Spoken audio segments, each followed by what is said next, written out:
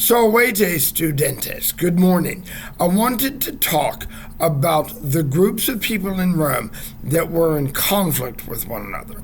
We heard last week about the Patricians, the upper wealthy landed nobles, and the Plebeians, the lower class, who didn't own land but worked as farmers or farm workers and artisans, plumbers, doctors,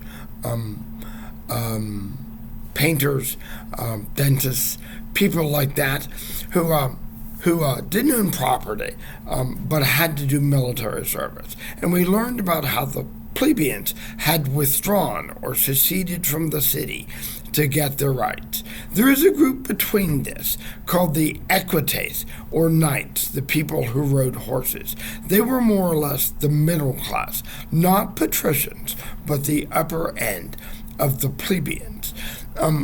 Again, we heard about the plebeians having seceded from the city a number of times until they gained more monetary and more political power.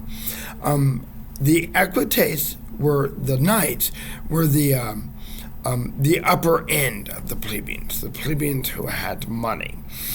These orders, or groups of people, they're called orders, conflicted with one another, with the plebeians seceding, the knights threatening not to go to war, until slowly, bit by bit, the patricians, the upper class, yielded power. One interesting thing about this is towards the end of the Roman Republic, about 100 years before the time of Julius Caesar, the knights and the Equites, the knights or the Equites, the middle class, and the patricians, the upper class, fought about who would compose the juries. Roman juries had 50 people on them, drawn out of a group of 450 people, which were originally all patricians. The knights, or the middle class, set it up so that either sometimes they would comprise half of the jury pool or all of the jury pool. And the plebeians and the knights and the middle class and the senate of the patricians fought among one another to see who would be the largest group of people on the jury. Why was that? It turns out that when people went to trial, the knights tended to vote for the knights, Knights, and the patricians tended to vote for the patricians. So it mattered a great deal. In Roman trials, you could banish someone or simply take all of their property. They didn't put people in jail there. This conflict went on for about 400 years until it finally settled out that the knights and the patricians, the middle class and the patricians, split the juries between one another.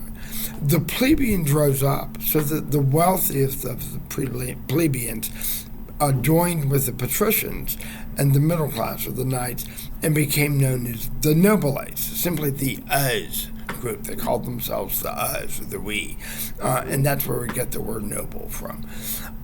Eventually, patricians sunk down to where they were just, a name, an honor to be a patrician. Julius Caesar's family, the Julii, the Julians, were a member of the patricians, but it didn't really matter. It's just a bit of a name. The lower class of the plebeians became poorer and poorer. And of course, a fourth class entered into Rome until they became most of the people in Rome, which were the enslaved people. The enslaved people never did escape from slavery in Rome. This became known as the conflict of the orders, or the conflictum ordinum, the conflict between these two people. By the end of the Republic, they declared that it was solved, that there was peace among the orders, or concord among the orders, and they built a temple to Concordia Ordinum, which they put at the base of the Capitol Hill. For your research, you can look up patricians, plebeians, Equites, conflictum ordinum, secession, and I'll put a couple of other things on the research sheet.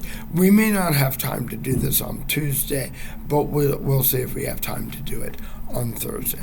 Thank you for watching.